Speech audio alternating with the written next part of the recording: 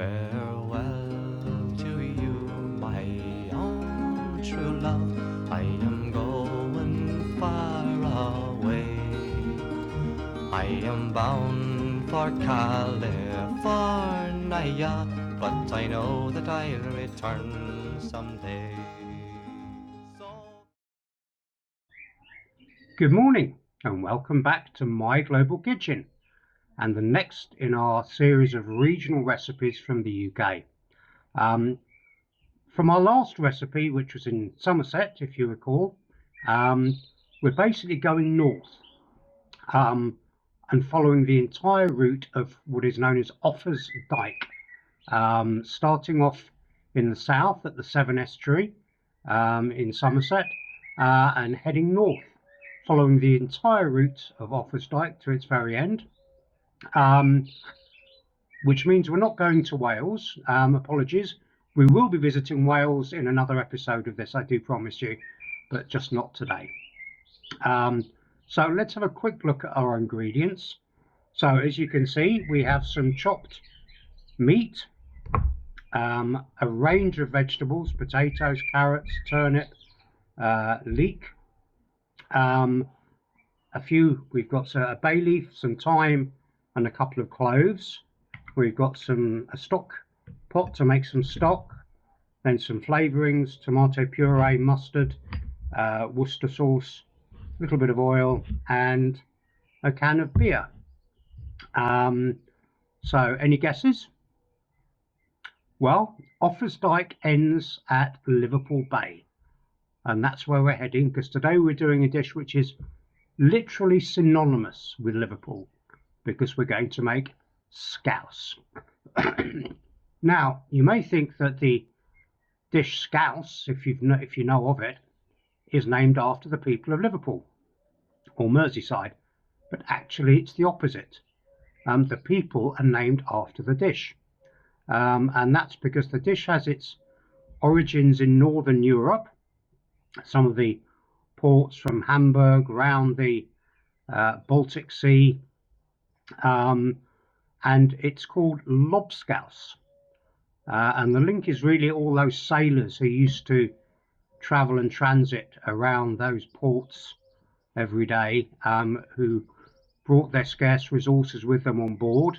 So often the meat would have probably been salted to preserve it, and the vegetables would have been as long-lasting and robust as possible. But this is an ancient dish. It can trace its origins back to Viking times, hence its simplicity, I guess. So next time you hear the word scouse or scouser, remember that it's named after a Northern European meat stew. Now, just to get us going, what I've got here is some seasoned flour, just seasoned with salt and pepper, and I'm just going to put that over the meat like that and mix it up a little bit before we take that into the kitchen to start cooking. So while we're doing that, let's have a quick check on our equipment needs. So our equipment today is a chopping board, a knife, a peeler, a saucepan and a jug. Okay, so I've cooked off our beef just for a few minutes to brown it and seal it a little bit. This, I'm using beef, but it could be lamb or a mix of lamb and beef. Going back in time, it could have been pork or goat or chicken, almost any meat. But for the last century or so, lamb and beef have been the most common and traditional. And this is braising beef, the cheapest cut, arguably also the tastiest, but the one which needs the most cooking. So this is going to be ultimately cooking for quite a long time, together with all our other bits and pieces. So we add to our beef our stock,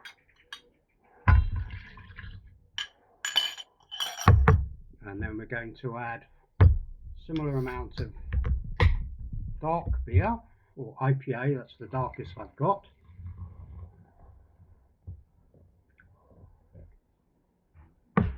And then we're going to add a few flavourings, Worcester sauce,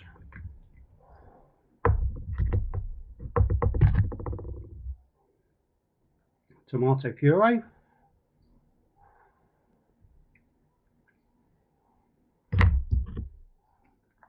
a little bit of mustard, spoonful of mustard,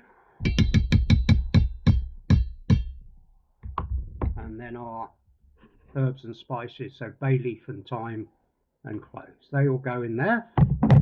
And because, as I say, the beef takes a long time to cook, we're going to set that off now on a gentle simmer on the hob for about an hour. And then once it's had an hour of cooking and starting to tenderize a little bit, then we'll come back and we'll add our vegetables.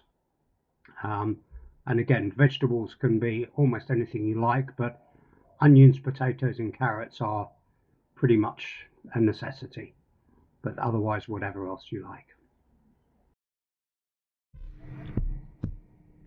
So quite a long list of ingredients for today.